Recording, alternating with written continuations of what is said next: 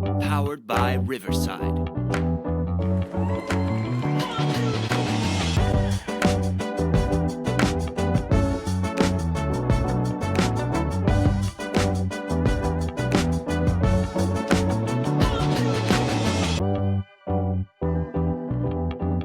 Hello, everyone. Whether you're changing diapers, outside grilling, mowing the lawn, or laying on the couch letting the kids run amok while you take a minute to listen to the Young Dad Podcast, I welcome you in today. I'm your host, Jay, and today I have such an incredible guest with me today. I have Amber. Amber is a writer, podcaster, wife, mom, and she has one heck of a story that we will all learn lots from today. I am very excited for this episode today, and I can't wait to hear more of her story and for you guys to hear it as well. So, Amber, welcome to the show. How Thank are you you. today? I am good today. I was able to record 2 episodes that I'm going to be video editing for my channel later. That is a productive day for me. Heck yeah, that's a great productive day. I was able to get 3 videos or 3 recordings that I have done up to this point, scheduled and ready between YouTube and for release to everywhere. So I've just been kind of going and playing with thumbnails and titles and things like that, Thumbnails. seeing if that The makes any dreaded difference. thumbnail. Thumbnails are difficult. I Yeah. know there's some not controversy, but there's some minor backlash on the thumbnail community with AI and AI thumbnails. But Yeah. I have no graphic design artistic ability whatsoever. I'm also more than likely not going to pay someone to make thumbnails for me and then Right. have them go through a bunch of revisions and pay more and have the lag time and everything when I can just plug it into AI. It captures it good enough. It gives me something good enough that's better than just having 2 faces as the thumbnail. Right, One right. that may look awkward and one that may be smiling or in the middle of a thought or something. So if you don't like AI thumbnails, then I guess you can skip 5 seconds into the video and ignore the thumbnail then. My bad. But before we jump into more of this awesome conversation today, a little bit of business right here at the top. I like to clean house, take care of the business, tidy up before we get into it. First things first, make sure you go and subscribe to the email newsletter. Super important, great way to stay engaged, up to beat, up to pace with the podcast. It's super engaging. Dad hacks, dad advice, mental health tips, tricks, a bunch of cool things within that newsletter. However many episodes a week come out, that's how many newsletter weeks go out. So just keep that in mind when subscribing. I try not to flood your inbox every day, just depending on the frequency. That's how often they come out. And our other item of housekeeping here at the top is just our opening sponsor of the podcast, Forefathers Apparel. If you listen to the podcast for any amount of time in the last year, if you've been on my Instagram page at all in the last year, you know that I love Forefathers Apparel. I'm not wearing it today because I wore it to work and it was smelly and gross and I wanted to get out of my clothes. So, but what Forefathers did is they set out to create dad clothing that is above and beyond so that it could keep up with dads who go above and beyond. The team of dad designers set out to build performance clothing because there wasn't an existing line that represented dad.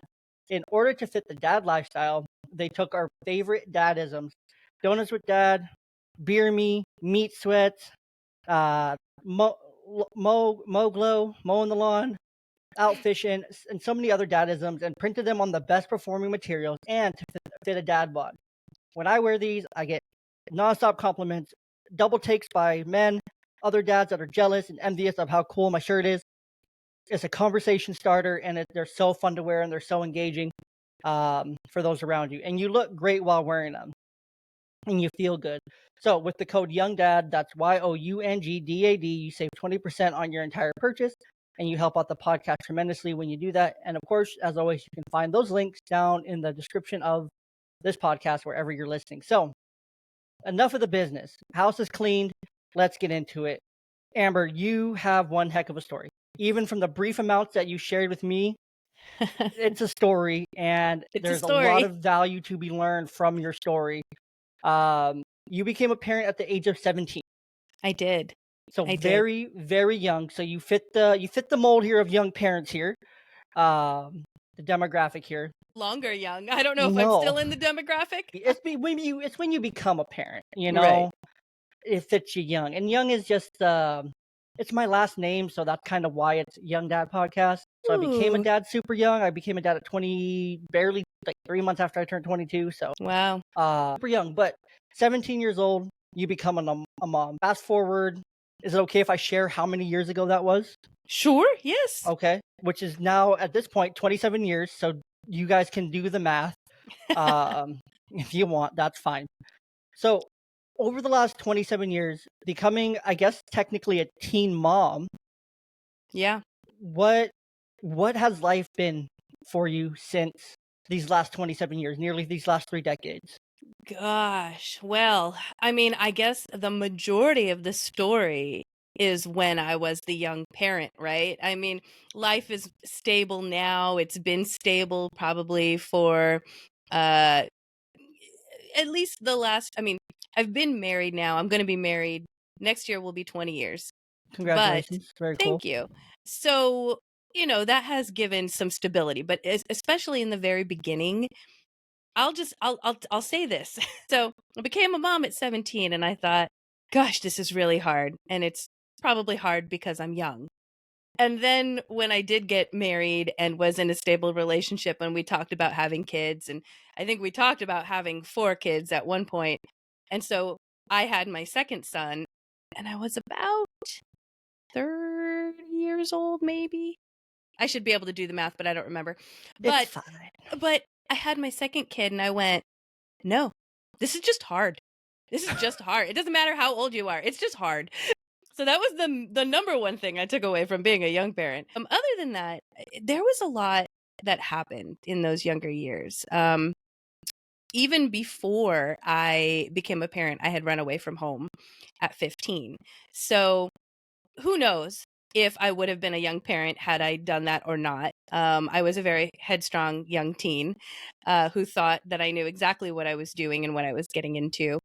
But it, I guess it takes a certain level of grit and a certain level of, I had to make a lot of difficult decisions where it's like, well, I have to eat 75-cent ramen, or I think back then it was like 25-cent, ramen every day this week so that I can pay my bill. I have to, do ride share with one of my friends so that I can afford to drive to this thing over the weekend. There were just a lot of really tough decisions and things that I had to sacrifice in order to make ends meet. There were some not so kosher things that I did back when you could write checks for groceries. I do remember there were times where, it was Thursday. I was going to get paid on a Friday. I had no money, but we needed groceries. So I would go to the grocery store. I would write a check and float it, knowing that the money was going to be there the next day. Things like that yeah, it was just a lot of creative financing, as I like to call it. I like it. I like Yeah. it. So you ran away at 15, and we don't have to get into all the details or any part of the why. As far as that, I'm sure it was a choice that was needed to be made at the time, and you have your own reasons for it, and we'll respect that, of course. But so was it just you and your firstborn for those first 7 years or so, or? Well, so when I had run away from home, I had it was a friend of a friend who happened to be 7 years older than me at the time. So she was still pretty young too, right? Mhm. 24. Or no, because I ran away at 15, so she was 22. But she was a friend of a friend who was like, I can take a roommate if you're willing to, get a job and just help out a little bit, then I'm willing to house you. And so when I ran away from home, there was a plan in place. I didn't just run away and go, oh gosh, where do I go? Where do I live? I'm going to live in my car, which at that time I didn't have a car. And so this wonderful human being, I don't know if she would want to be named, so I'm not going to name her, but That's fine. she took me in and literally became like my mom. She taught me how to basically, do laundry, do all the things. Like I didn't know how to do some of these things. She taught me how to cook. She taught me how to clean a house because I didn't really understand that there are, productive ways to clean a house and ways that maybe aren't so productive. She really took me in and taught me things and then helped put me into school. So I wasn't completely alone. I had guidance. I had someone watching out for me. I had a roof over my head and food in my mouth. but essentially in my situation, I was alone. I didn't really have any family that, like, not that they wouldn't talk to me. It was just more of a, it's probably best if I stay away for a while, you know? Yeah, So I felt alone for a while, but eventually, because I do have a really large family and we are really, really close, it was probably about the time that I had my son at 17 when I did start reaching out to them, because I wanted to still have my family around and I wanted my son to know who my family was. So I was able to connect with them again at 17. So yeah, I guess probably the best of that type of situation. You know, it could have been a lot worse. most definitely. So after you gave birth to your son, what what kind of happened next? In those next 7 years between meeting your now husband, raising him through those first 7 years, were you also trying to complete high school at the same time and Yes. work and raise him Yes. and life and reconnect with your family? Yes. So, All of so that. there was a lot of pieces, as Yes. well as I don't know the whole story situation, of course. But so, what was all that like? Those first like 7 years before you met your now husband, and then things kind of settled a little bit more. Right. So, and this is going to sound silly. So, when I was with my friend who I was my roommate, if you will, um, the conversation of sex never came up. So I didn't really know a lot about like contraception. I'm sure I could have figured it out or found out. I was very naive about it all. And so at 17, I got pregnant and I didn't know that I was pregnant. I remember waking up in the middle of the night and having these horrible stomach pains, and my friend, my roommate took me to the emergency room. And that's where we found out that I was pregnant. And she just looked at me because she had no idea that I was having sex and I had no idea that I could get pregnant the way that I did. It just kind of all happened.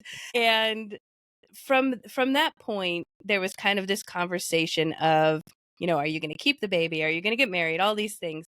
I had no question about keeping the baby. There was just something about, maybe it's just something about me or the way I was raised or my beliefs, but I just felt like, you know, I did the deed, I'm going to do the work. It just, I don't know, there was no question about that.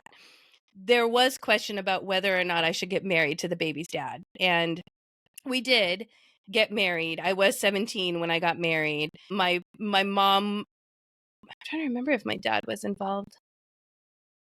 Whoa. It's a horrible memory, but I do remember that my mom had to sign for me to get married because I was Yeah, 17. Yeah. And we went to Tahoe or Reno, something like that. It was not probably, I really did it with a lot of pressure to get married, and I wish that I didn't, because it was not even 2 years and we were getting divorced. It just was, we were too young. You know, you start growing apart, you're growing into different people, you're still growing into a person yeah. I when was you're about to that say age. like I assume he was close to the same age. Yes, yeah, Um, exactly. so I mean, he doesn't even have a whole frontal cortex. Yeah.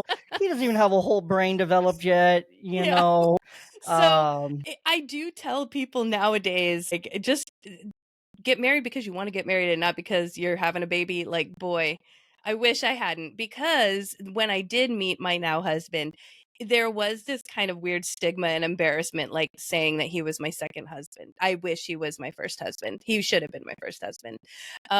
So after the 2 years of being married, you know, we got divorced, and it was kind of messy because now we're dealing with, you know, custody and all that stuff. It was just, there was a lot. and you're But still like I you was can't 19 even going drink. through custody battles. Like what? No one. There's no book or there's no play. There's no one that can really advise the situation because thinking of your parents and their generation, of Right, course, like this was the most unheard of thing. Like this whole situation kind of thing. right, It was like, okay, well, you're pregnant at 17, had a baby at 17, and now you're married at 17, and I literally had to sign a piece of your permission slip, and now you're getting divorced at 19. Like, there's no one around you that really knows how to support you through all this because it's not like a common lived experience. right. Right. Yeah. So it's it was wow, it was a lot. And from the ages of 17 to 19, we still have this, toddler, and I also wanted to finish high school because I was raised to believe that like college is the goal. You have to go to college. I didn't know how I was going to afford it, but if I'm going to go to college, I have to finish high school. So I did have to I remember being pregnant in high school and being so tired from being pregnant. Like it just makes you so tired, unbelievably. Like I could be wide awake and then all of a sudden I'm just out like a light for 10 minutes in class, and then I would wake up and I would feel great. Like but it was just this weird like automatic shutdown for 10 minutes. I'm done. And I used to be the person that sat in the front of the class. I was a A student, all that. So I started sitting in the back of the class. But then I'm getting so big I can't fit in the desks. So then I went and talked with my counselor and got myself enrolled in like it was like a homeschool type of, to be able to graduate from high school. I had to go into a school like once a week and turn things in and talk with my school counselor. And eventually I finished that, and I finished that on time. So I was able to graduate with everyone else at the same time. Okay. And then the next step was, well, now I have to go to college, but I have to be able to afford this myself. I don't know how I'm going to do that. And so I went to the local business college, Healed Business College. I don't know that they're even a thing anymore, but Healed Business College. I went to meet with them and they said, well, what do you want to major in? And I'm like, I don't know. This is the next big question I have for people is how are young Business. people supposed to know that this is going to be the career for the rest of my life when you have been exposed to Yeah. absolutely nothing? How are you supposed to Yeah. know that?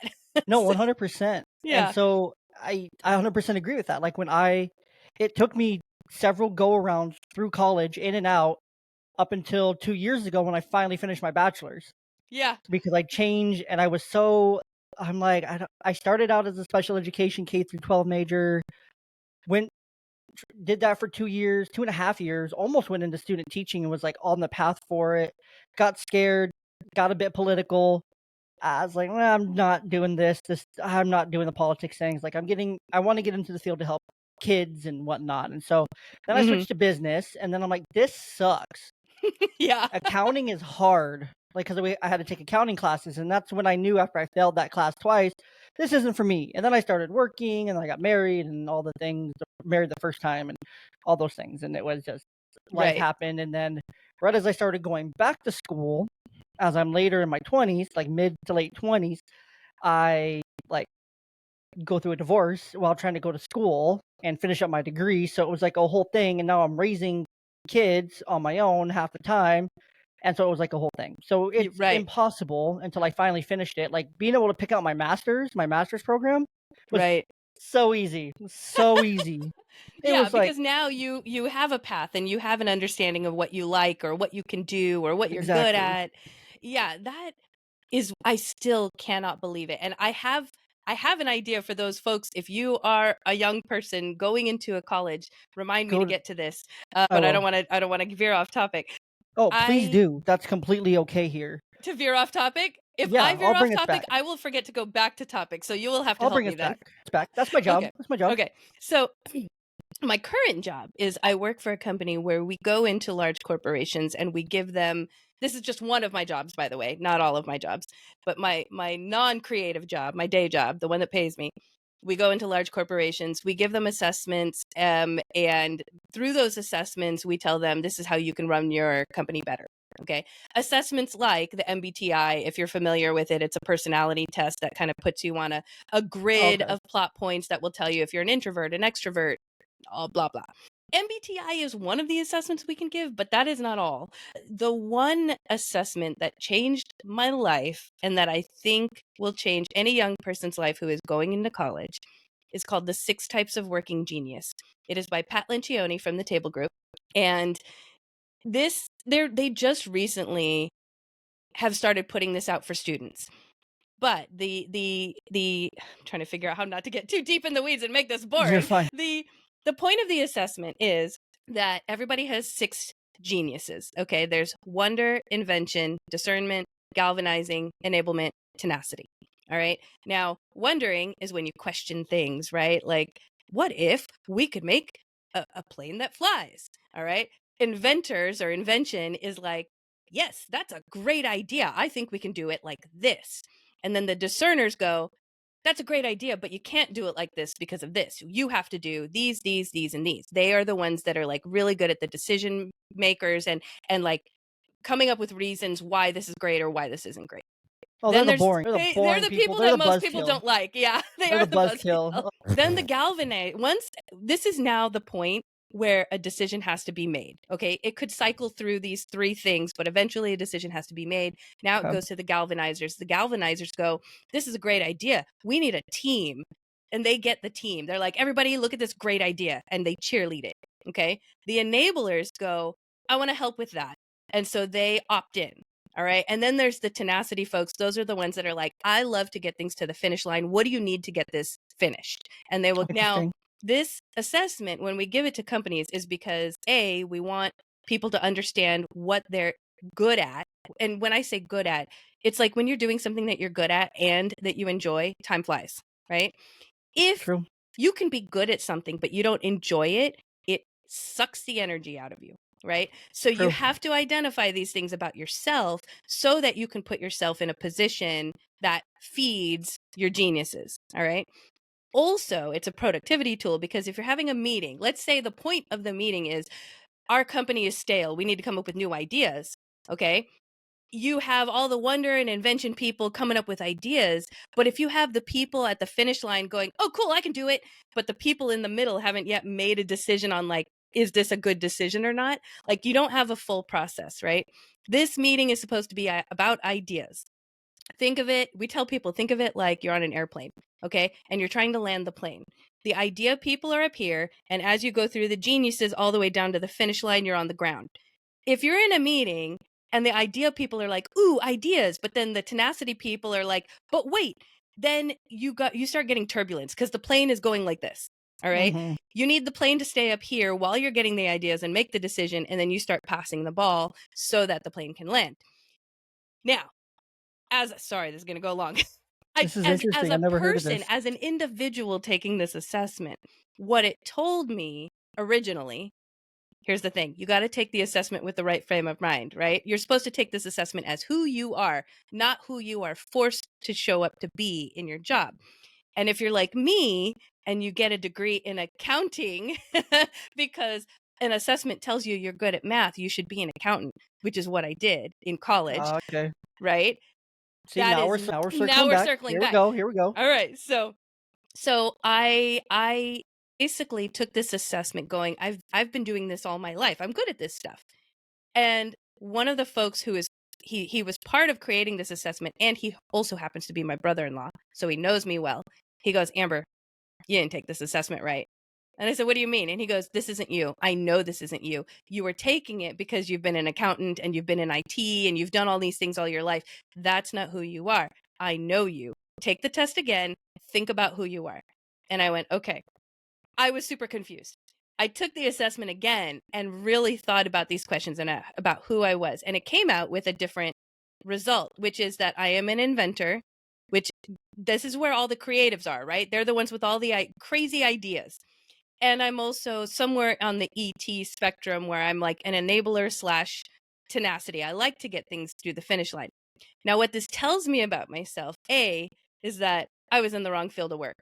And this explains why after 14 years of doing accounting and IT, I was still very unhappy. And I would find a million creative things to do for my hobbies because I wasn't getting that need filled, right? So if I had gotten a job in a creative field, that probably would have fed that. I would have been much happier, and I probably would have had more time to do other things because I would be feeding my creative passions with my job. All right. So that's first thing I learned. Second thing I learned is the reason why I literally will have a million ideas of things that I want to create, things that I want to do, and then I just do them. And when I do them, there's this process of, crap, I made it wrong. I got to back up. I got to rethink this. I got to remake it. And the reason why is because I don't have all those geniuses in between. I have the idea and I enact it without going through any of the other process. So now I will engage other people that I know I think they have these geniuses in between. I need a discerner. I need a galvanizer. I need someone to take my ideas and go, nah, that's not a good idea. You want to know why? Here's why. And that way, before I try to get it to the finish line, I'm not wasting my time. So this, long story short, this assessment, had I taken it when I went into college, would have probably saved me many, many years of regret. But going back to college, my assessment said, you should be an accountant because you're good at math. Interesting. And that's the thing is with the geniuses assessment, it doesn't mean that you're not good at any of the other things. You can do all the things. It's just what do you get joy from, and also you're Yeah. good at it, right? So anyway, back to college. So I went to college for an accounting degree, got the degree. I was very good at it. I liked being good at things. So I thought I was happy. And then spent 14 years at a company that in the end, through a clerical error, essentially, they laid me off. And then my bosses were like, had we known that they were going to do this, we would have kept you. But now it's out of our hands. And so I was devastated when I lost that job. But it was a good thing eventually, because now I'm here doing creative stuff. I love it. I love that. And I'm a lot of the same way as you there, to where like I am good at jobs. Like I've always been told like by all my bosses that I'm really good at the jobs I do. Like I do a good job. But then I find myself either getting bored or unengaged, and then I make sloppy mistakes and I get careless and reckless and Right. don't really care as much. I don't really hold as much professionalism because it's just like I just don't have that sense of like care or want. Like I There's a know I'm really passion that good. you need. Yeah. Yeah, like I know I'm really good at this. And I'm so good that I know nothing's gonna happen to me. Yeah. So I don't really need to really do the things that I'm all the things. So, like I can cut some corners here and there. It's not a big deal. Like whatever. But I've always been that way. Like I'm always can be like really good at a job, but then I'll be like super tired or unmotivated and lack the motivation to like take it to that next level. But I'll want to go to that next level because that's challenging. Right. But then I'm not able to go to that next level because those that are trying to hire me like, no, you can't go to that next level for this reason and this reason. I'm like, you're full of shit. I don't really care what you say. I'm gonna bounce over here and then go to the next level over here. Um, they'll take me on to that next level and I'll just bounce around kind of thing. So, Yeah. so as you're, so you finish your degree. Mhm. At this time, what was that custody like of your son? From 19 to like the end of your undergraduate. Well, so I only did 2 years in college. So Okay, basically from 17 to 19. So I was basically getting a divorce at the same time I was graduating from college. very cool. Congratulations. Right. Thank you. And my now husband, this is going to sound really weird. My now husband, who was my friend at the time, served the divorce papers to my husband that time.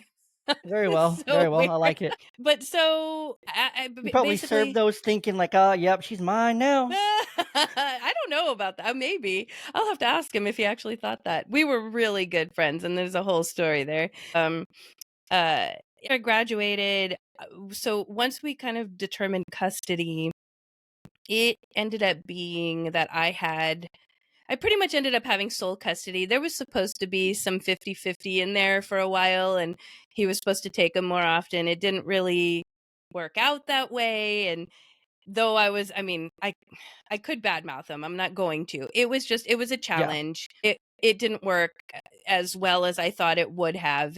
Eventually, it just ended up being that I had sole custody, and it wasn't until my son was a little bit older where he could kind of advocate for himself that they started seeing a little bit more of each other, Okay. but not as often as I think either of them would have liked. Okay. Makes Yeah. sense. So there's a key theme here, and there's a lot of sacrifice that had to Right. happen along the way. Like for you, like you never really, you didn't get to enjoy the last little bit of your childhood. Yeah. You had to grow up really quickly, really Yeah. young. You didn't really get to enjoy even though enjoying your 20s is like completely overrated, Right. like enjoying your 20s, that's a whole nother thing in itself. Like your 20s kind of suck. Um, Yeah. I mean, all my friends were going out drinking, and I'm like, well, if I want to go out and drink, I have to secure a babysitter. But I don't know any babysitters. All my babysitters are my friends, and they're going out drinking. right? Right. Just being in your 20s, like it kind of sucks. Like at least for me, like my 20s was fun. It was cool. Like I had my kids when I was really young. At least my oldest daughter when I was like 22, like I said. So it was my 20s were fine. Like I always wanted to be a dad, so I was completely fine with how my 20s panned out.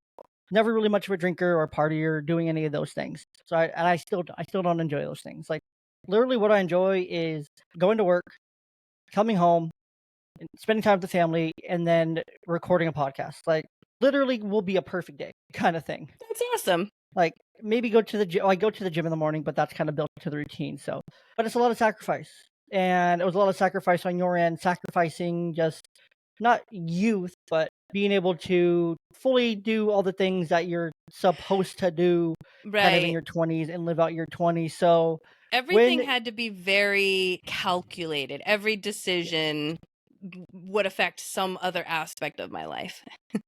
yeah, because if you make one choice here, then how's that going to affect over here, kind of thing. So everything had to Right. be like super intentional Right. from like a really young age. So when you and your husband got together hmm and you guys started dating, things like that, things got serious. Kind of how did all that unfold? How did that like transition in your life happen? Was it pretty natural? Like you guys were really good friends, so it kind of just happened and he kissed you, you kissed him back. Oh, I can't wait to tell this story. This is one of my favorite stories to tell. Then there's more tangential stories that add upon this. So you tell me when to shut up. So my now husband, Sean, we were so what so I'll use names because it'll make it easier to track who's who. Okay. So my son at that time, he's Joe, right? We'll just call him Joe. John's your So husband, Joe's your Sean's my son. husband, Joe's my son. Okay, gotcha. Well, at the time, Sean's just my friend. So it was Okay, so he gets half. he gets half. Okay. So me and Sean were pretty much like best friends. And also there was Amy. There was three of us Oh. dating. Now, and we were bestest of friends. It was usually just the three of us. We would do whatever. And one day they'd been dating, I don't know, like a couple years or something. Sean comes over to my apartment. At this point, I'm living in an apartment by myself with my son. And he comes over to my apartment and he goes, Amy said something really weird to me. She said that if we ever break up, that you and I should date. And I went, that's kind of weird. I think you totally misunderstood that. Like, are you guys okay? And he's like, nah, I think we're okay. I don't know why she would have said that. But she said it. And I'm like, nah, I think you misunderstood. And so you then, were about 21, 22?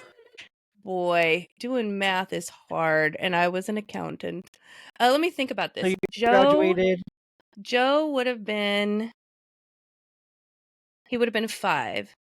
Okay, so yeah, you would have been about yeah, 23-ish. Okay. right. We're trying to like So- timeline everything leading up. Right. So So after he said that, the very next day I ran into Amy. And Amy says the same thing. She goes, hey, if Sean and I ever break up, you two should date. oh, she's dumping him that day. And now, yeah, I'm so confused. I'm like, are you guys okay? And she goes, yeah, we're fine. I just think you two, like, you guys have like this vibe. And I'm like, that's great, but I'm good. Like, I just want to make sure you guys are okay. They were, to me, the it couple. I thought they were going to get married.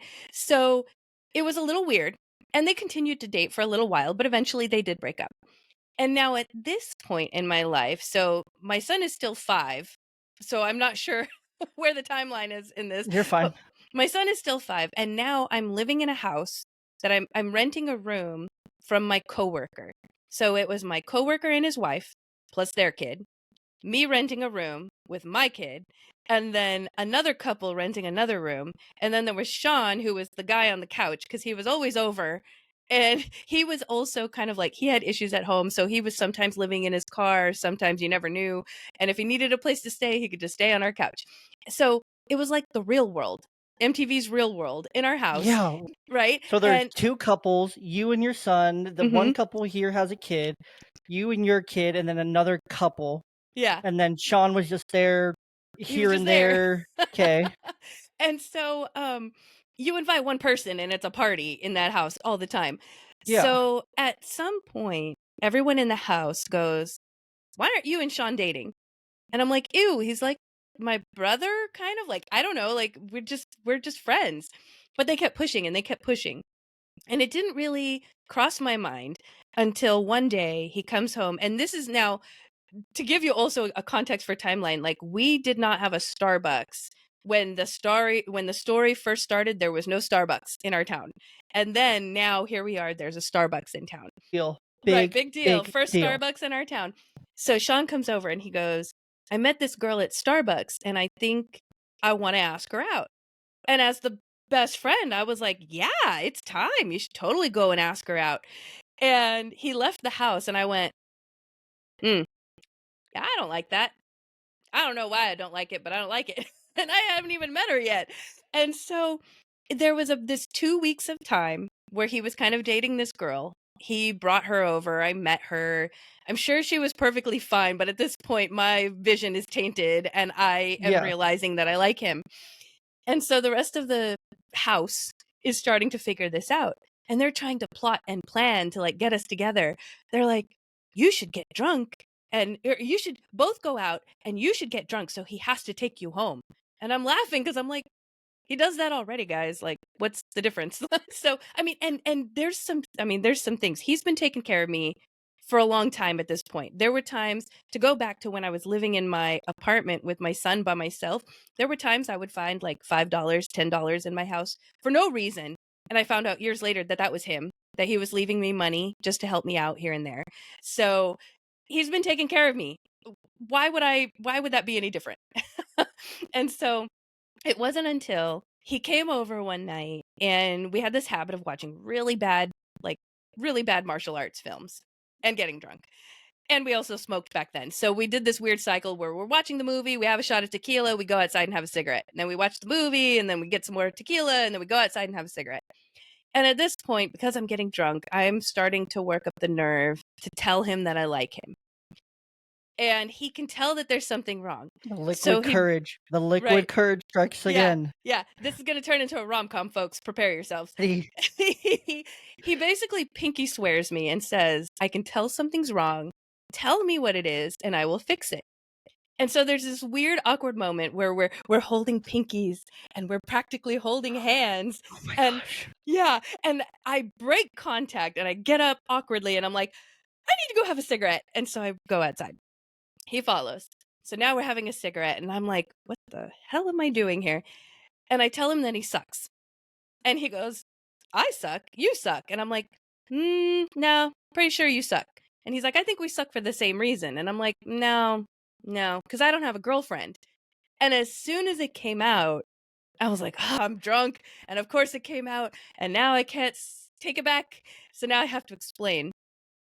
But because I'm drunk, I am now ugly crying because I'm like, she's probably a really nice girl and now you're going to break up with her because you're going to date me and I'm a horrible person. And so I'm crying. He's comforting me. Of course, he breaks up with her the next day and I wake up with this weird guilt and I need to call Amy because I need Amy's permission. Even though Amy said, you two should date, my brain was like, she didn't mean that. Are you still friends with Amy at this point? Yes. Okay. Yeah, we're still friends, but it's like this weird, awkward, like those two couldn't necessarily be in the same spot sometimes, so I don't know. So I called her the next day and I basically told her and it was just like, she was fine. It was like a Tuesday and she's like, I knew it was going to happen. I don't know what you're worried about. Like everything's fine. You're fine. We're fine. Everything's good. Wonderful. Whew. Awesome. So we started dating, and about the time we started dating, my son was about to turn 6. So we had thrown this, like, wow, what a year. What a friggin' year. It just happened. Like, you just told so much that just happened in such a short amount of time. I was like, okay, a couple years probably passed through all this. And Nope. It was 2 a weeks. year. So then, gosh, where am I? So we had his birthday party. It was weird transitioning from friends to like, now we're something. Like that was a little bit weird. I remember we held off on sex for a while because I'm like, I don't know how to transition to this. This is weird. Anyway, eventually it was all fine. And then the weirdness came with like, well, what role does he play in my son's life, right? I mean, he's been around, my son knows who he is. He's been around all his life. Since he was like couple years old. Yeah, I mean, before Joe can even remember, Sean was there. Sean had Yeah. picked him up from daycare, dropped him off at daycare. You know, this was before at one point. This was before Starbucks. So what we had is Coffee Cavern, and everyone would go to Coffee Cavern, and Joe was just the community baby that everybody played with, including Sean. Like, he's just, it was weird, but I guess that was a good thing. It made it comfortable. You know, I didn't have to Makes it introduce easy. him to Yeah. a new guy. But Easy. there were lines that were like, okay, I guess now you can have like this parenting role. Okay, now, okay, I'm uncomfortable with this. Like, I parent this way, you parent this way. Maybe we can find a compromise. There were probably a lot of arguments in the beginning on parenting style. But eventually, I think it helps that we were friends before, so we were able to kind of really hash those things Definitely. out. Yeah, yeah. So, gosh, was that your question? I think Did so. I answer I your think so. question? Okay. I don't remember what I asked, but okay, so cool. So then you guys date, get married, transition to being married, Yeah. settle in 20 years later now, and now life's good. 20 years later, married for 20 years, another child. Yeah. What are no, I'll come back to that. I'll come back to that later. I guess one thing, I'm trying to focus here. I can't focus. That's my brain here. I don't know which direction to go. Well, I can at least chime in while you're thinking and say Yes. that now that I'm on the other side of this, right? I am no longer young, and my oldest, Joe, is now 27, right?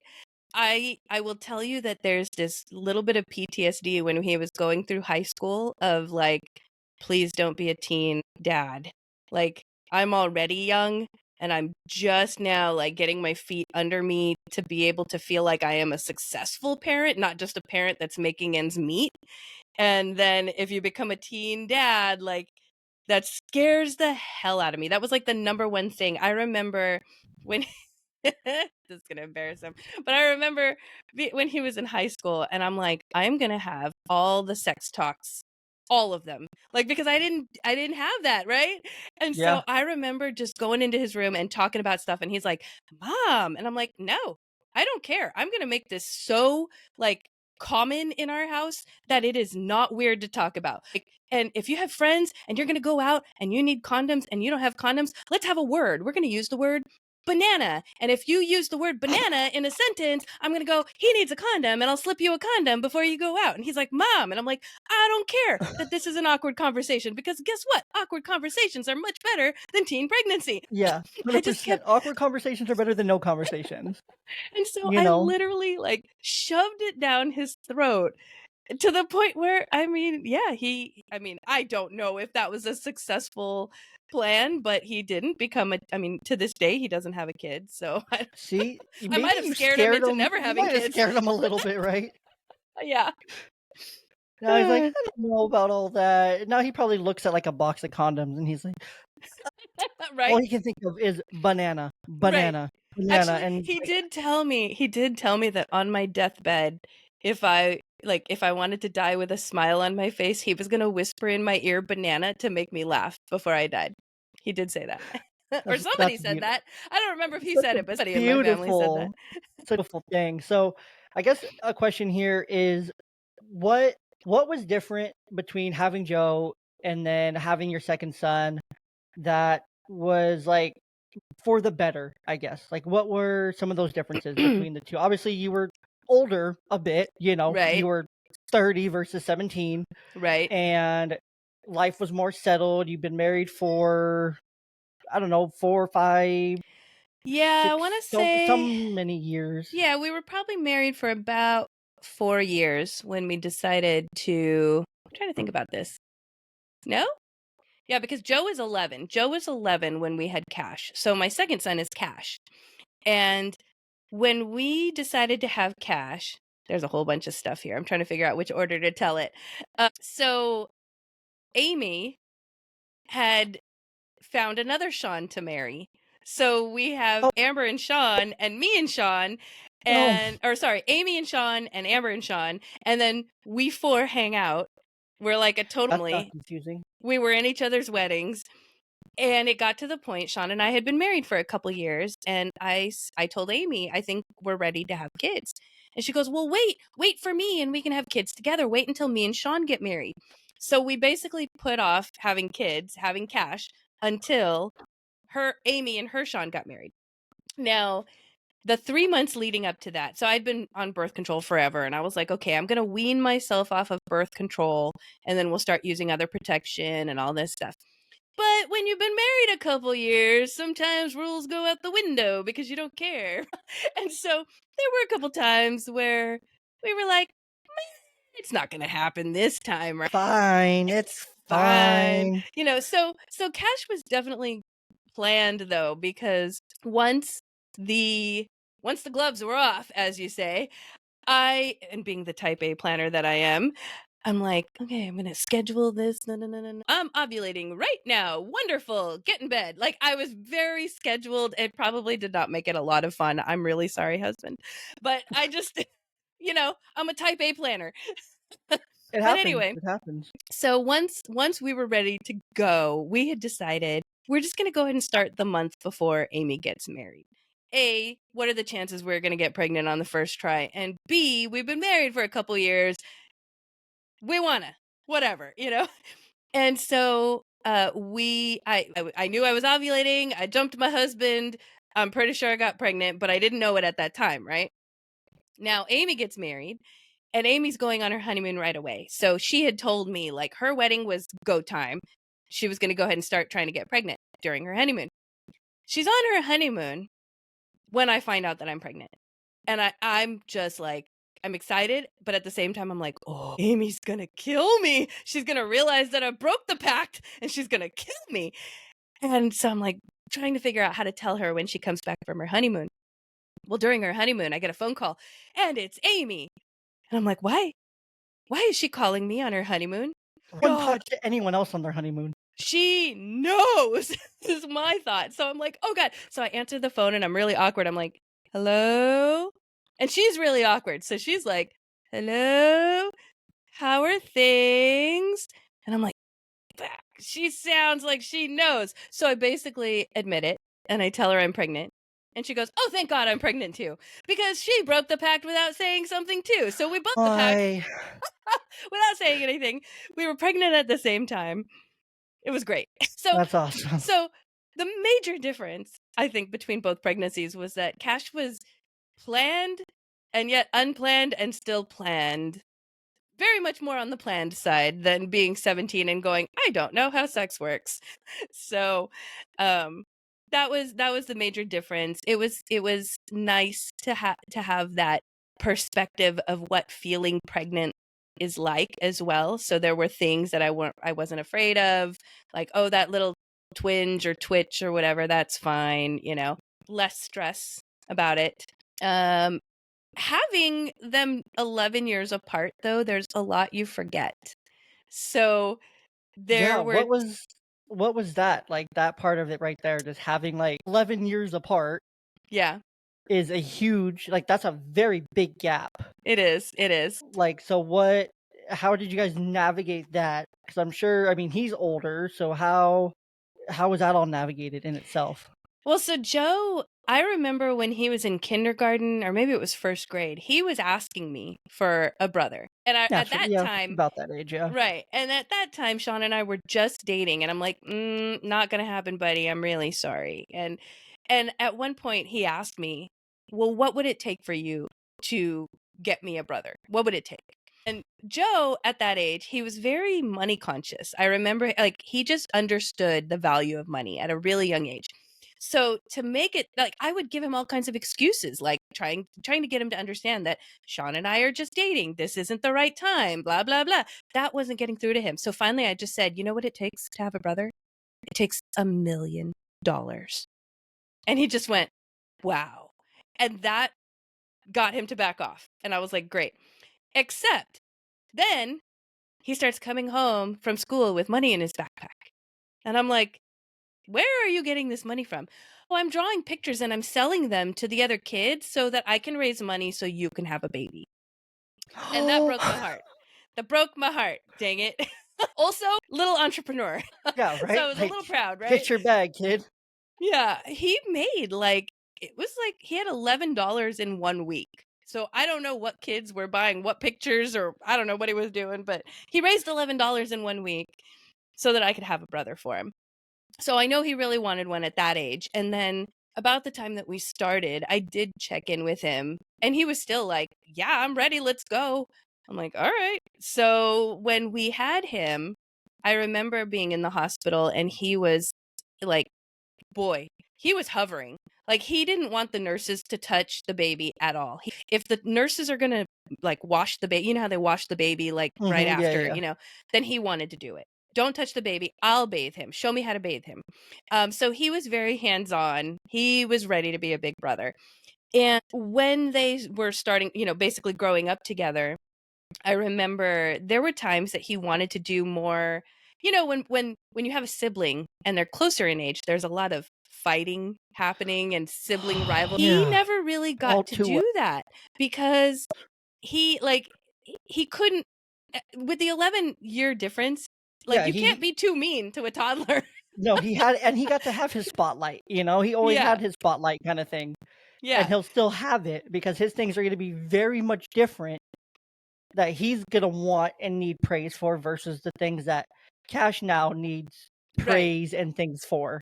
Right. Cash needs praise for pooping in his diaper or going pee on the potty, Yeah. while Joe wants praise for doing good athletically or academically or Right. things like that. Like, it's very different. It's very easy to still give them both their own spotlight. Right. And in a way, it was so great that they were 11 years apart. I don't know that that would be the same for anybody else. I just know that Joe he really wanted to be a brother. And so I think that really helped.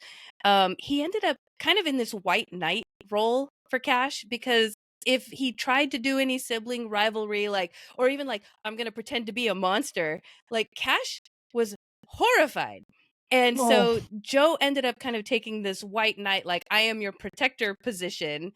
And he's been that way ever since. It is kind of fascinating to have watched them grow up together in that way with such an age difference. I remember, so by the time Joe was 17, Joe signed up to be in the military. So we knew he was going away. And I think at this point, I'm trying to think. So with 11 years, then Cash would have been 6. So I remember that Cash was spending every waking moment in Joe's room playing video games together. Like Joe would just let him. Joe wasn't the teenager that was like, "Get out of my room. I want my private time." He was always like, "Cash, get in here. Let's do something together," because he knew he was going away. And the person that was going to miss Joe the most was not me. It was going to be Cash. mhm. Yeah, because Cash is still, he's 17, they're 11 years apart. He was only like Yeah. 5, 6 years old Exactly. at He this was point. So devastated. Yeah, he was I devastated when bet, Joe went away. I bet there's no one happier to see him when he does come around and when he does visit than Yes. Cash, probably even still to this day.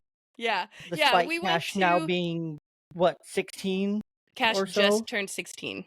Okay. See, I Yeah. can math You today. can you can math better than I can. Been Yes. working on my math skills. But we went to go see Joe when he graduated like his boot camp or whatever you call it. Basic training. Basic training. And I remember that Cash would have been like 8 at that time. And Cash was bawling tears the entire time and just saying, "I'm so proud of him." And here I am, the mom, and I'm like, I feel like I can't even cry because I need to be here for my son. One mom in the crowd, like, not crying. You're just Right. like, "That's cool." Yeah. Like, High five, bro. You graduated. "Training, now go do more stuff. Go rank up. Go be cool." Yeah. Uh, no, that's incredible. The only thing I kept thinking of while you were, like, talking about, like, your type A planning, Mhm. and when you were like, "It's go time right now, like, let's go," kinda thing. Also, like, Amy's timing was, like, sketchy because she already had a dress and everything and a whole wedding, like, she she really whew, She she knew what cut she that was one. doing. Yeah, she cut that one close. So, how many months apart are Cash and Amy's child? They are I'm just 2 days apart. 2 wow, so you guys were, like, literally breaking the pack pretty much at the same time. Yeah. Yeah. breaking the Whoa. pact at the same time. What was even funnier was so our due dates were 2 days apart. I ended up going into labor 3 weeks early. So we were like, no, they're not going to be 2 days apart. And then it's like, I don't know, she willed it to happen. She ended up having her baby 2 days after mine anyway. She probably just went out and started like walking curves and bouncing on a yoga ball Right? and like She's like, we're got going to make this happen. like speed this up, spicy food, all the things, and just like did it all. Yeah. That's so crazy how you guys all like came full circle though. Yeah. Like you married the original Sean, and then she found another Sean, and then you guys both broke the pack, and then Right. had children 2 weeks apart. Like that's such a crazy full circle like thing of how that all like Came happened. about. I have to be Yeah. clear though, I love that you called him the original Sean, but I have to make the correction or they will yell at me. So Amy has a brother named Sean. So he would be the original Sean, but we never He used wasn't the term. mentioned in the story before. He wasn't. Okay. So he is Sean 1, and then my Sean is Sean 2. Now her Sean refused to be called Sean 3, so he is called Sean also. So if for some reason we are having conversations and we do need to differentiate between the Seans, those are their designations. But usually Amy and I kind of have a sixth sense where we're talking to each other and we can just throw the name Sean about and we both know exactly who we're talking about. That's so. So are you guys still in pretty close proximity to each other? Like, Oh yes. okay. Yeah, still live in the same city next to each other. Our kids go to the same school together. She ended up having a daughter. She was like, "Have another kid with me," and I was like, "Nope, I'm done." But she ended up having a daughter a couple years after. Her son's name is Jimmy. So after Jimmy, she had Sammy. And Sammy, we laugh about this because if you meet Amy, I mean, you're meeting me. Just okay, do this. You're meeting me right now. You see me, Okay. or you're meeting me. Imagine the opposite of me, complete opposite, okay? Very pale, blonde, long, straight hair, bookish and quiet, That's funny blue because that's eyes. exactly what I imagined when Really? you said. I'm like, yeah, probably just a blonde white chick with blue Right. eyes. But very quiet. I mean, not she can be loud, but she's very discerning about who she shows herself to. Let's just say that. I am very open. I'm an open book and I will talk your ear off. So, we're very much the opposite. And yet, her daughter is my child. We talk about this all the time. We laugh about it. So I'm not only am I very outgoing, but I'm also very morbid, and I just love horror and gore, and I'm very weird, and I'm very open and accepting about my weirdness. And her daughter is very much the same way. We both love to wear, striped socks with polka dot leggings and a brown shirt with a Christmas thing on, even though it's summer, because that's the way we normally are. Like that's how we are. And her daughter somehow is my daughter. And she'll send me the weirdest things. She's like, Sammy did this today, and that's you.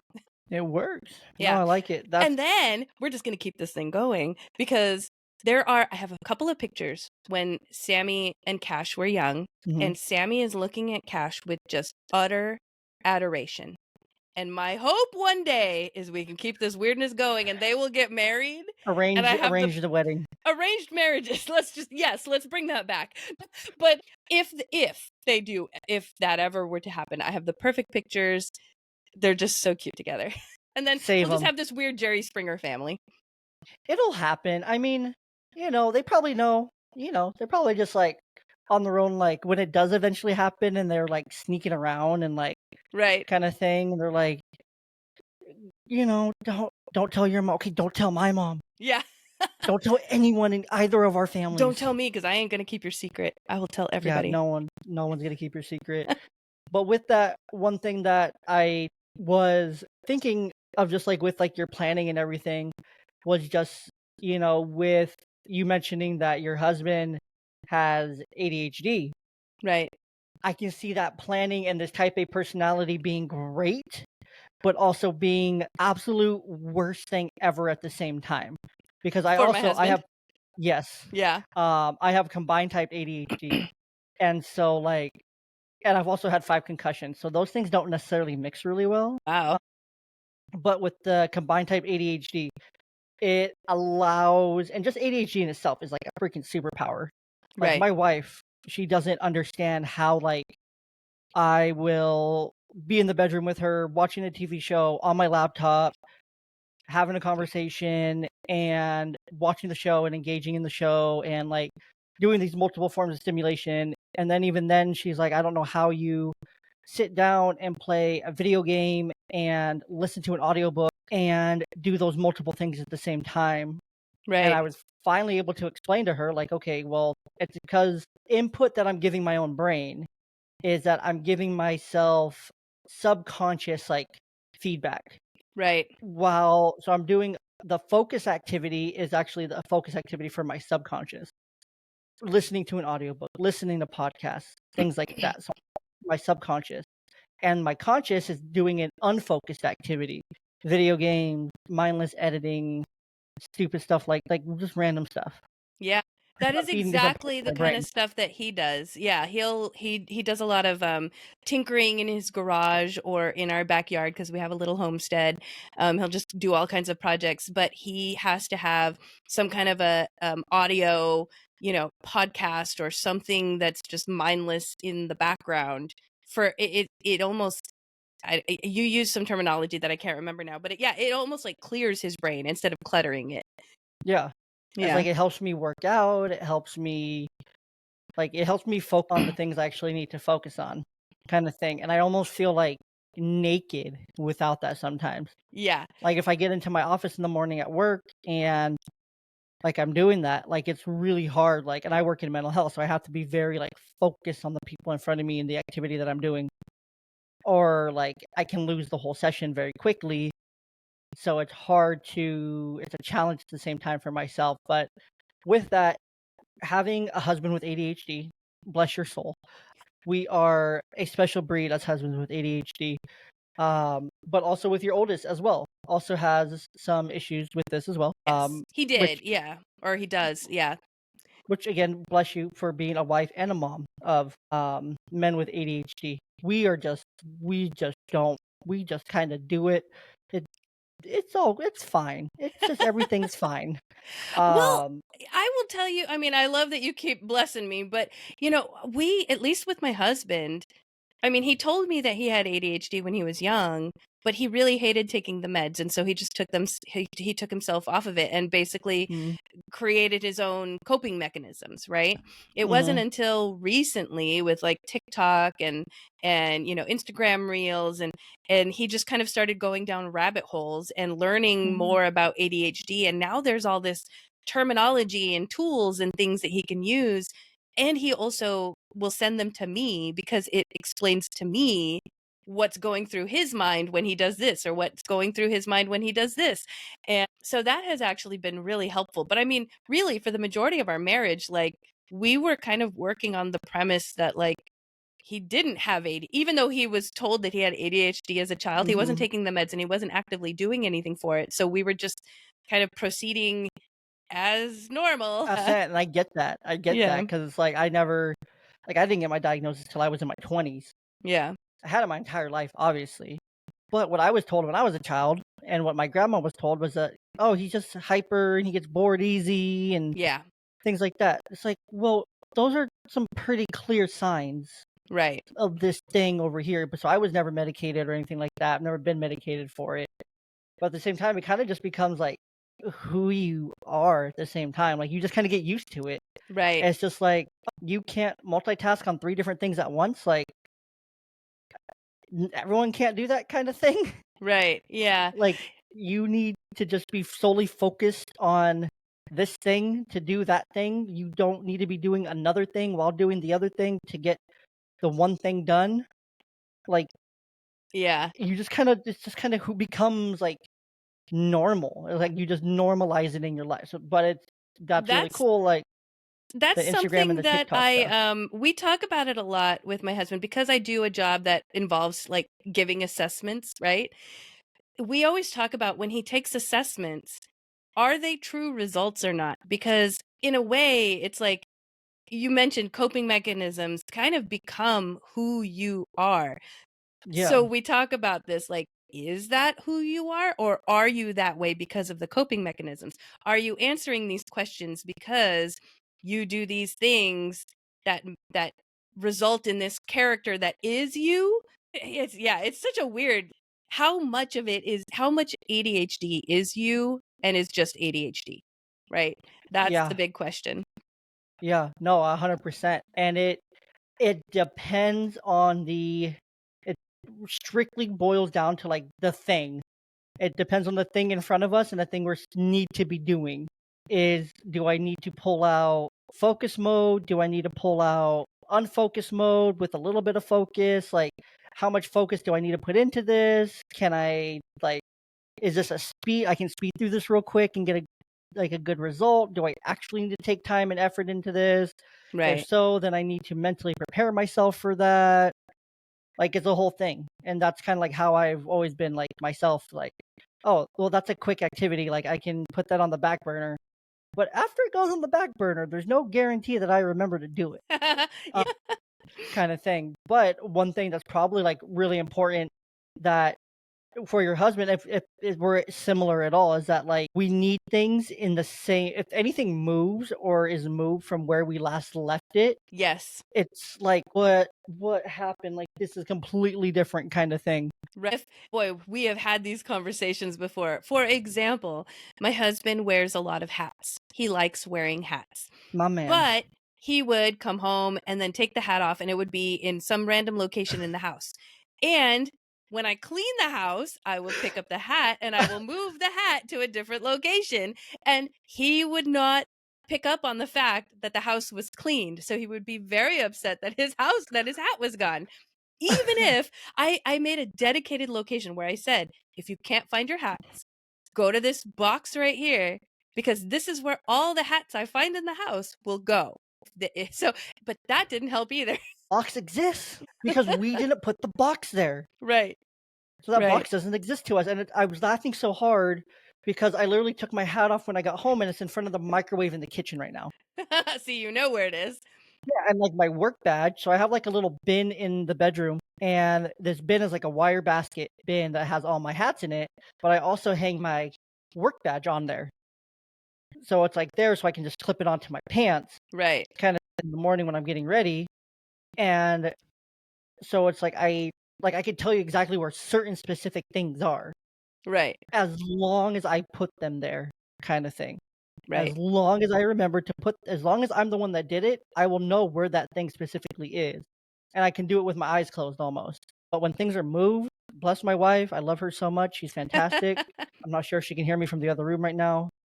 But when things get like rearranged or moved and I wasn't like given notice, or when things go like suddenly out of sight, like in a Right. container or something, or put away somewhere, then I literally just forget that thing ever existed, Yes.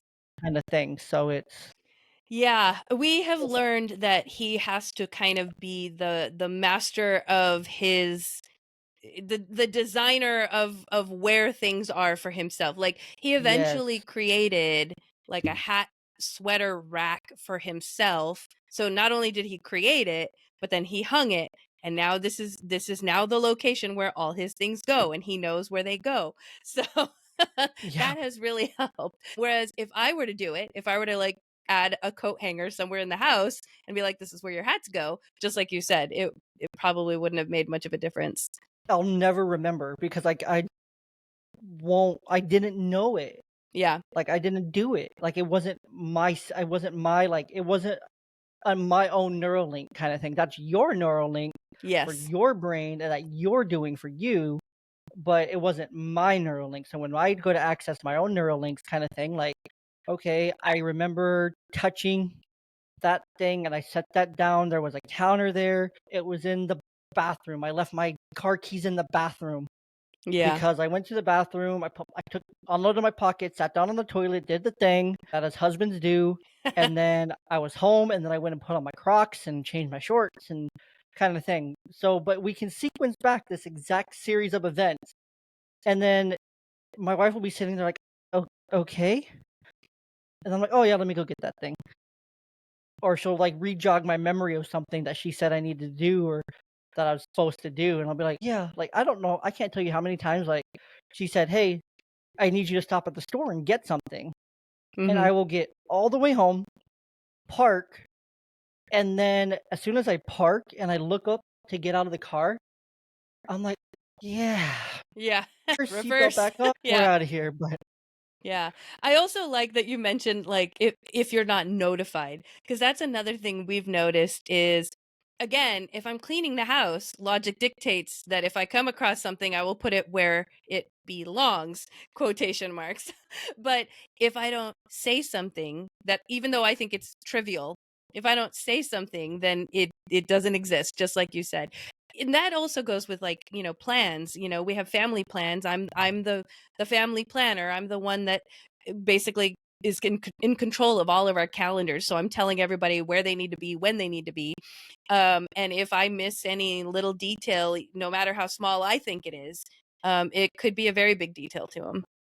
yeah, like if you tell me I need to be at this place at a certain time, but you just tell me, okay, well, Friday we're going to do this thing. Yeah. It's like, okay, well, Friday I know we're doing that, but I don't know when. But you could say, well, the last 10 times we went to dinner over at Amy's, it's always at 6:30. Right. But it's like, well, you just said we were going to dinner at Amy's on Friday. I just didn't know what time dinner was going to be this week. And then you'll be like, well, it was at 6:30 as always. It's like, well, I didn't know it was at 6:30. That's why Right. I'm not ready, Right. kind of thing. But no, it's definitely its own fun having ADHD, and like the tools that are social media, the way that it's described, like there's probably 20, 30 different Instagram pages that do it, dozens of TikTok pages. Everyone seems to be like an ADHD kind of thing, even though they're speaking strictly from their perspective and some things they got off Google. But different perspectives and those similar life experiences is really helpful. Yeah. It's also just it's been helpful for us. Like I said, even though I mean, I've never been diagnosed, not to say that I'm not, but it's been very helpful as the wife of someone who is diagnosed to understand that knowledge and perspective and have a little bit 100%. more patience. There's a lot of times now, because there's just things, we just always used to say, oh, he's got more of a temper than I do. He's just, he's got a shorter fuse.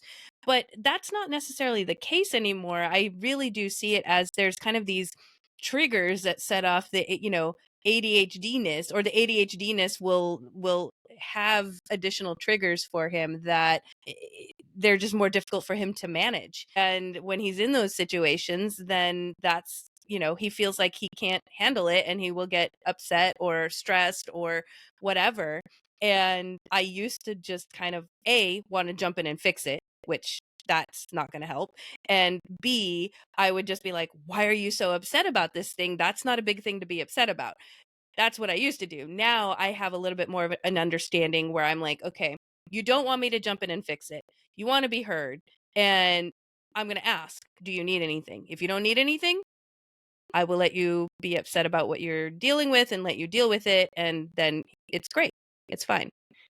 Exactly. Just let Yeah. us deal with it, because if we can have like the little, not maybe a little time, but most of the time for me at least, it's like if I can just have a little time to deal with it, like I'm fine. Right. Like give me the 5-10 minutes just to deal with this real quick and to process this, because with the ADHD brain, things process very quickly, and you can Yeah. process things very quickly and get through them and over them and essentially move on and forgive and completely forget that you even did anything or anything was bothering you in the first place, kind of thing. Right. And so you move on very quickly, but that's really cool. And then But sorry, man, one more thing is go ahead. for those of you who do go down the TikTok rabbit hole of learning about ADHD or whatever, there have been a lot of other things, like instead of learning about all the quote unquote negative aspects of ADHD and how to handle them, there's been a lot of like fun good stuff too. Like when you do this thing, it's really this that's happening in your brain and you're getting a dopamine hit, and like, oh, that's so interesting and fun. And how do we do more of that? So then Yeah. now he's incorporated, like, you've talked about music and podcasts and having something in your ears. He has like the most random Pandora list I have ever heard. We can go from like hardcore rap to Italian cafe to Disney music to country. Like all in the span of a few minutes. And it makes Yeah. him happy that it's just Hmm. this random music that like every new song is some new part of his brain, and it makes him so happy. And so we just keep doing that. And his list makes me happy because it makes him happy. And he's all of a sudden he's dancing. And by the way, when he dances, he is my imaginary friend because none of my friends would ever believe that he would dance ever, ever. So that's he's never that happy around other people. Right. No, very true. A couple things I don't know how into like fitness and things that he is, but two things that have helped me like be able to like really like not cope, but kind of cope throughout the day are cold plunges. Just really help the brain just Interesting. settle and be like calm because it shocks the neurosystem, adds a bunch of good chemicals to the brain. Those cold shock proteins are great. So cold plunges are great. And then also sauna or steam rooms are also just super good. It's just very because it gives your whole body that like sensation of like the feedback you're wanting while Yeah. also like so it just activates your different brain. So I really enjoy it because it really helps my brain just kind of focus and relax and be at like a really high level. For me personally with my own um ADHD as well. So Yeah, I'll have to tell him about the cold plunges. He does in the shower sometimes take like long steam showers, and so I'm wondering if he's unknowingly doing that part of it, like the yeah. sauna. But yeah, Yeah, those interesting. hot shock proteins can be really good as well. They Yeah, provide a lot of those same like things like the brain needs in terms of like the dopamine hits and those chemical releases in the brain between the hot and the cold shock proteins. So yeah, cool. now we're getting sciencey, but how about we wrap this thing up? Yeah, yeah. Perfect. Well, to wrap this thing up, before we wrap up, I have a few closing questions. But to wrap up, I want to give a shout out to our closing sponsor of the podcast and also a thank you for listening to this amazing story, Amber's amazing journey. We talked about so many awesome things. Got off course a couple times, but that's okay. Um, it added more to it. We needed context. Context is important. But like I said, closing sponsor of the show, the June app, Joon. If you listen to the podcast for any duration of time, much like Forefather, they are a longtime partner of the podcast. They came on probably around episode 80 something of the podcast, so they've been around for quite a while now, and they're just fantastic. What June is, it incorporates a video game while helping your kids build habits and routines. So if you have a child who has, I don't know, ADHD, maybe autism spectrum disorder, or maybe any other behavioral or mental or emotional health need, then the June app can definitely help build those habits and routines by taking a video game that kids love, integrating these tasks that you assign to them as a parent, and that they complete these tasks, and then they get to earn coins, play games, and they get some very positive, very rewarding screen time out of it. And what parent doesn't love actual positive, good screen time? We all love that for our kids because it's good for our kids to have positive, good screen time. So with the June app is you as a parent on your side of the app, you get to go in and you create your child's routine, morning routine, afternoon, evening, and any time in between for tasks and things that you want them to be doing and things that they may need improvement at. And then they earn coins based on the task. And then they say they did it, and then it comes back to you on your side for verification. Well, this opens up a conversation for you to have with your kid. You can be a lazy parent and you can just say, "Yeah, I believe you that you did it." Cool. Your kid probably just hustled you to play, get more time, and now it's kind of having a counteractive effect, and they know you don't care about it, so they don't care about it, and it loses its zing, its zest. So, but if your child cleans their room, and then says they cleaned the room, it sends it to you. You get the notification to go verify it. You go verify it. You've seen that this is a very clean room. You can have the conversation and be like, well, I'm only going to give you half the coins because you cleaned your room, quote unquote. Or you can then have the conversation saying, hey, I noticed that you didn't clean your room very well today. What we can do is you can clean this room, get it better, or I can give you just half the coins and let it go there. With that conversation, the kid will likely say, "No, let me clean it. Let me do it right. Let me earn all the coins because I need it for the game or whatever they're trying to earn and accomplish within that." So it's really cool. With the June app, you can try it for absolutely for free. use the link in the description of the episode if you love it. If you want to keep using it, just like over 1 million families and therapists and 10,000 therapists recommend, you can use my code, the link, to be able to save yourself on the annual subscription. So with that, just a couple questions for you, Amber, to wrap us up here. Yeah. The first is, and this will be really good, but to a young couple who just had their first child, they're 20 to 25 in that age range. Let's say they're married or at least engaged, getting married kind of thing. They just had their first child. They're bright-eyed, bushy-tailed, but also nervous and overwhelmed and scared. What kind of advice would you give to the couple? My number one advice for the couple, I think I got a lot of slack for this when I was telling people this, when I was doing this, is you want to continue dating your spouse. And you want to, as much as you want to make your child your priority, and your child is a priority, I feel like your spouse, should you want to nurture that relationship into the future, needs to be the priority.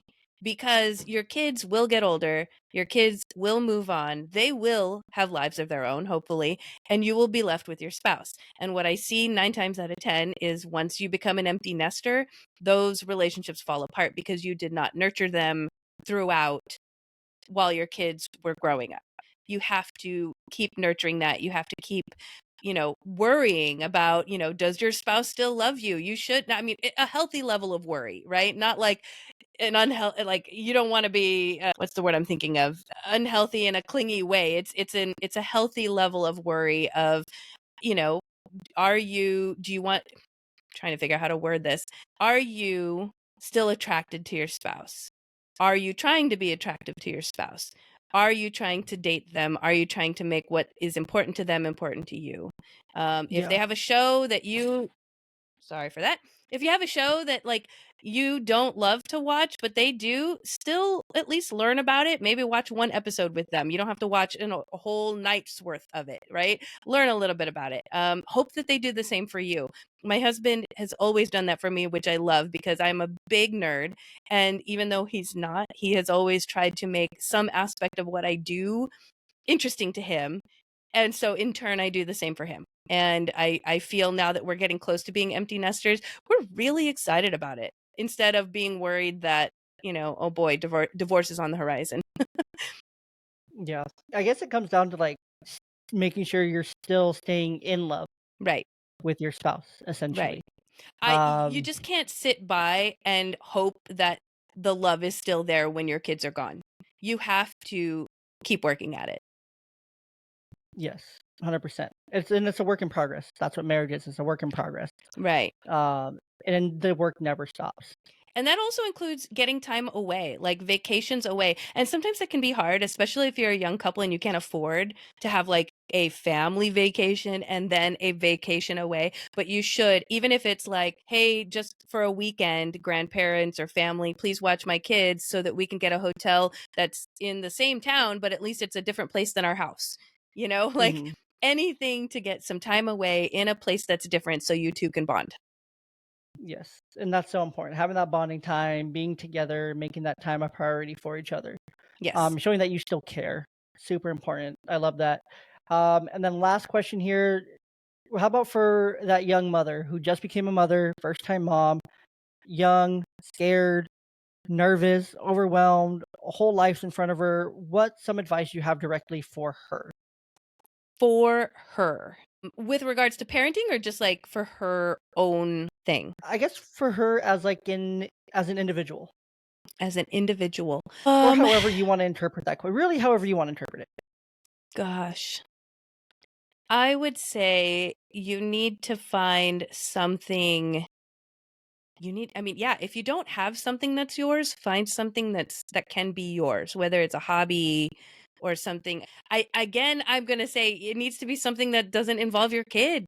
It needs to be something that's not parenting. It's something that is that makes you feel something other than being a parent, so that you have another identity, so that you can feel like you have an outlet outside of parenting. So if that's, being artistic and or if it's just being social, or it could just be, I need to go on a hike like one day a week where I'm around nobody and I'm in nature, whatever it is, you need to have something that's just for you and does not include your kids at all.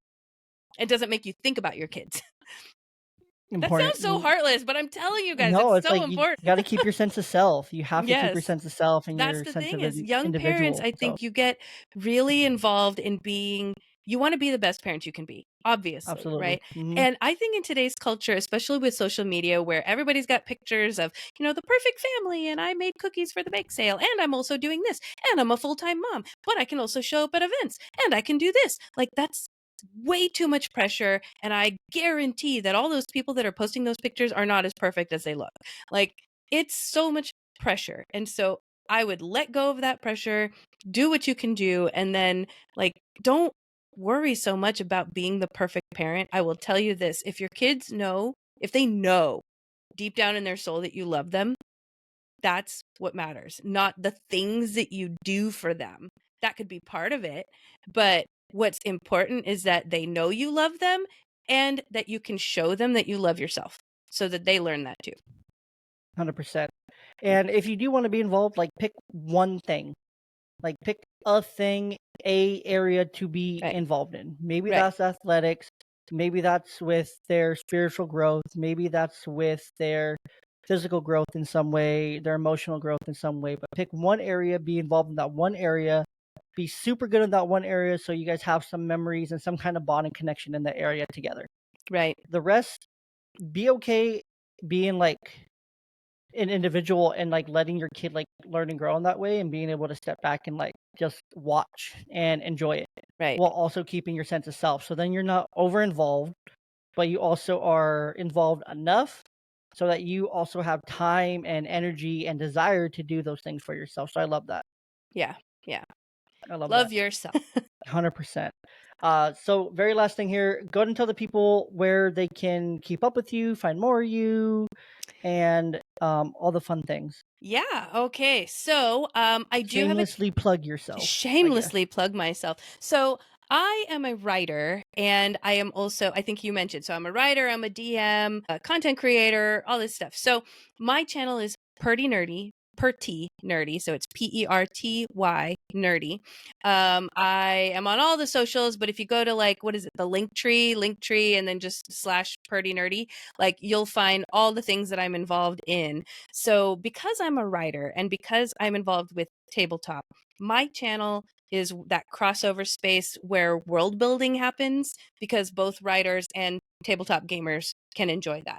So that's what my channel mostly focuses on. I will also share updates on things that I'm involved in. Like, I just came back from a writing retreat, which was fantastic. So I have a bunch of like videos coming up for writers and people who are interested in writing retreats. But on the other side of what I do, I am the chief project director at Dungeon Studios. So they are a tabletop media company. We have a few different shows. I am host on 2 of their podcasts. One is The Game. It's a tabletop talk show where we talk about the crunchy mechanics. So if you're interested in learning about tabletop or D&D or anything like that, we do get pretty in depth with our conversations, but it's a place to start if you want to learn about it. We also have Nerd News, which is, I don't know why I got a frog in my throat now all of a sudden. Nerd News is our news format show where we report on all things nerdy, not just tabletop. However, because Wizards of the Coast, who owns D&D right now, they've been in the news a lot with a lot of drama. So they do take up a lot of space and realty on our show. But we do report on other things, like Henry Cavill is on our show a lot. And then we also have this audio drama. Because I'm a writer, we write for this audio drama. So it's kind of like, it's called Fables from the Forgotten. Think of it as Tales from the Crypt in a fantasy realm. It's got a little bit of horror, it's got a little bit of mystery, but it's set in this fantasy realm where basically each episode is a tale of a departed soul that arrives in this tavern called the Crossover, which is it's basically the tavern at the end of life. And there are these two Eternals that will hear the tale and pass judgment on this soul, basically kind of determine if you're going to heaven or hell, kind of a thing. But each tale has some mystery involved in it. So it's really fun to listen to. We have a whole host of voice actors on board. So the sound is, I love the sound engineering on it. I think it's just the best thing ever. I will say that, obviously I'm biased, but I think you should go listen to it. So so that's Dungeon Studios on YouTube. I think it's at Dungeon Studios 4041. I don't know why it is that way, but that's where you can find all that. And I'm sure I can give you the links that you can put in the, blah blahs down 100%. below. 100%. We'll put the links in the blah blah down below. And with that, Amber, thank you so much for joining me today. Thank you. It's been an awesome conversation. It's been a fun conversation. Thanks for telling us about your life from age 15 to present day. Thank you. That was super fun. It was super cool. I hope our listeners were able to gain anything out of that. If you weren't, then go back and listen again, because there's lots of things to gain in there. There's lots of things to learn. And while you do that, go ahead and pop yourself open another snack and another juice box. And we'll talk to you next time right here on the Young Dad Podcast. Thank you so much.